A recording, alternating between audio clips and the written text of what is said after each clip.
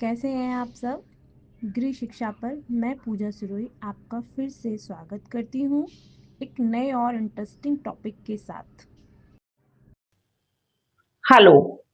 आज का मेरा क्वेश्चन है अल्प प्राण महाप्राण क्या होता है।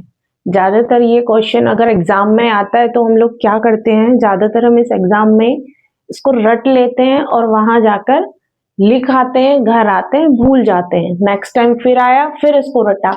तो क्यों ना आज हम इसको समझने की कोशिश करें। चलो आज हम इसको समझ लेते हैं कि अल्प प्राण महाप्राण क्या होते हैं।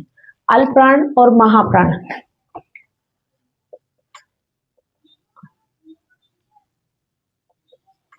अल्प प्राण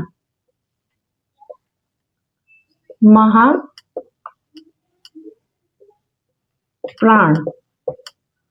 ठीक है।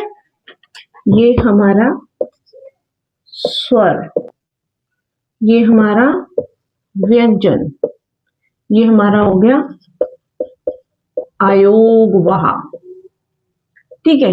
अब क्या कह रहा है ये कह रहा है कि अल्प प्राण और महाप्राण। देखो एक सबसे पहली चीज ये देखो कि इसमें दोनों में एक चीज बहुत कॉमन है, प्राण। प्राण मीन्स, प्राण का मतलब है सांस लेना, ठीक है। प्राण का मतलब है सांस लेना, ठीक है। तो इसका मतलब हुआ, इसका मतलब ये कह रहा है कि किसी भी स्वर या व्यंजन, ठीक है, किसी भी स्वर या व्यंजन के उच्चारण में हमारे मुंह से कितनी ध्वनि का कितना भाग बाहर आया या हमने ध्वनि का कितना भाग यूज किया, ठीक है। अब यहां हम आते बात करते हैं अल्प। अल्प मीन्स थोड़ा, महा, महा मीन्स ज्यादा। तो क्या हुआ, अल्प मीन्स थोड़ा, यानी जब किसी वर्ण का या स्वर या व्यंजन का उच्चारण करने में हमारे मुंह से ध्वनि का कम भाग काम आता है वहां हमारा अल्प प्राण होता है। और जहां हमारे मुंह से व्यंजन स्वर ध्वनि किसी भी चीज का उच्चारण करने में जो हमारे मुख से ध्वनि का ज्यादा से ज्यादा पार्ट हमारे से यूज किया जाता है या हम अपने मुंह से ज्यादा ध्वनि निकालते हैं वहां हमारे महाप्राण होते हैं, ठीक है। अब इन दोनों को, इनमें से कौन कौन से हमारे अल्प प्राण होंगे, कौन से हमारे महाप्राण होंगे, आइए हम देख लेते हैं। स्वर हमारे 11 हैं, व्यंजन हमारे परंपरा के आधार पर 33 हैं, आयोगवा हमारे 2 हैं, ठीक है। अब एक सूत्र है हमारा, महाप्राण 24, ऊष्म विसर्ग, ठीक है। ये सूत्र मैंने अपने आप बना रखा है, ठीक है। ये इससे समझो, अगर आपको इतनी सी बात याद रही तो समझो आप इसको बहुत इजीली सीख गए, ठीक है।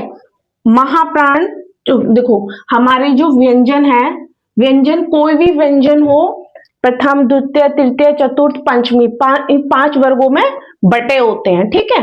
तो हमारा व्यंजन, स्पर्श व्यंजन,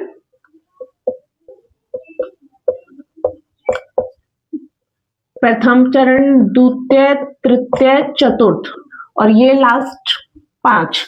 तो 2 का 2 और इसका 4, ठीक है।